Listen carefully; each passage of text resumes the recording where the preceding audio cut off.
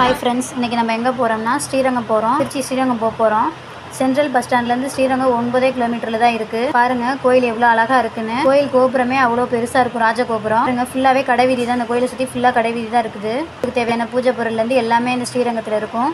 கோபுரமே நல்லா பிரம்மாண்டமாக இருக்குது. பாருங்கள் பழங்காலத்து கோயில். ராஜகோபுரத்துக்கு என்ட்ராக போகிறோம். பாருங்கள் எவ்வளோ உயரமான கோபுரம்னு பாருங்கள். அடுத்த கோபுரத்துக்கு போகிறோம். ரொம்பவே சூப்பராக இருக்குது பாருங்கள். இந்த கோயில் வந்து வராதவங்களே இல்லை, எல்லா ஊர்லேருந்துமே வராங்க, ஃபாரினர்ஸும் வராங்க. கோயில் உள்ளேயும் நல்லா கடை வீதியெலாம் இருக்குது பாருங்கள். தூண்கள்லாம் எவ்வளோ அழகாக இருக்குது பாருங்கள். இது சக்கரவர தாழ்வார். இது ரொம்ப ஃபேமஸானது. சனிக்கிழமையில வந்து எல்லாம் விளக்கு போடுவாங்க. என்ன வேண்டுதல் பண்ணிட்டு வந்தாலும் இங்கே சக்கரவர தாழ்வார்கிட்ட வந்து வேண்டுதல் பண்ணால் கண்டிப்பாக அது வந்து நடக்கும்னு சொல்லுவாங்க. இங்கே ரொம்பவே சூப்பராக இருக்குது பாருங்கள். இந்த கோயிலோட வரலாறுனா, திருவரங்க அரங்கநாத சுவாமி வந்து ரெங்கநாதர் 108 வைணவ திருத்தலங்களில் முதல் திருத்தலம்னு சொல்கிறாங்க. சோழ நாட்டு முதன்மை தலமாகவும் பூலோக வைகுண்டமாகவும் அழைக்கப்படுகிறது. 108 வைணவ திருத்தலங்களில் முதன்மை தலங்களாக அழைக்கிறாங்க. அரங்கநாத சுவாமி கோயில் வந்து 7 சுற்று மதில்களாக அமைந்துள்ளதுன்னு சொல்கிறாங்க. திருவரங்கம் வந்து 600 ஏக்கர் பரப்பளவில் வந்து இந்த தீவு நகரம் கட்டப்பட்டது. 21 கோபுரமாகவும் அமைக்கப்பட்டிருக்குது. ராஜகோபுரம் வந்து 72 மீட்டர் 236 அடி உயரத்துடன் தென்னிந்தியாவிலே மிகப்பெரிய கோபுரமாக இருக்குதுன்னு சொல்கிறாங்க.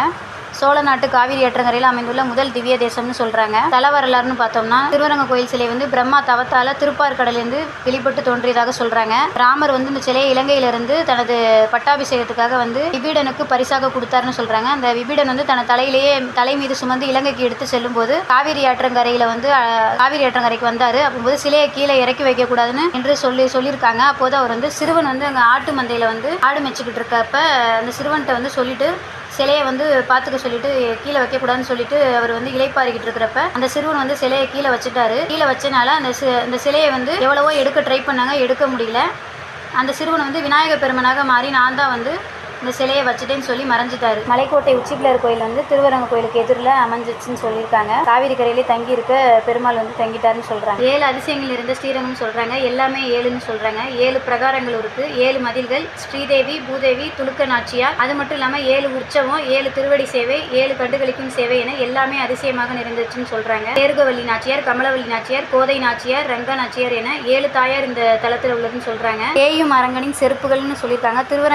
திருவரங்க வந்து பள்ளிக்கொண்டு ரங்கநாதன் அணிந்து கொண்டிருக்கும் காலணிகள் கொஞ்சம் கொஞ்சமாக செய்வதாக அந்த கோயிலில் சொல்லியிருக்கிறாங்க. இந்த காலணியை செய்வதற்கு காலங்காலமாக தனி தொண்டர்கள்லாம் இருந்திருக்காங்க. 2 செருப்புகள் 2 ஊரில் செஞ்சு ஒரே மாதிரி செருப்பு இருக்குன்னு சொல்லியிருக்காங்க. 6 மாதத்துக்கு ஒரு முறை ரங்கநாத திருப்பாத்திலேருந்து அந்த காலணிகள் வந்து கலட்டி வைப்பாங்க. அப்போது அது தேய்மானமாக இருக்கிறது அப்படின்னு சொல்லியிருக்காங்க. அந்த கோயில் அதிசயம்னு சொல்லியிருக்காங்க. இப்போ தான் எங்கள் பப்பி மீனாட்சி டூர் சேனலை ஃபஸ்ட் டைம் பார்க்குறீங்கன்னா லைக் பண்ணுங்கள், ஷேர் பண்ணுங்கள், கமெண்ட் பண்ணுங்கள், சப்ஸ்கிரைப் பண்ணுங்கள். மறக்காமல் பெல் பட்டனை ப்ரெஸ் பண்ணுங்கள், ஆல் என்ற ஆப்ஷனை கிளிக் பண்ணுங்கள். அப்போ தான் நாங்கள் போடுற வீடியோ நோட்டிஃபிகேஷனில் வரும்.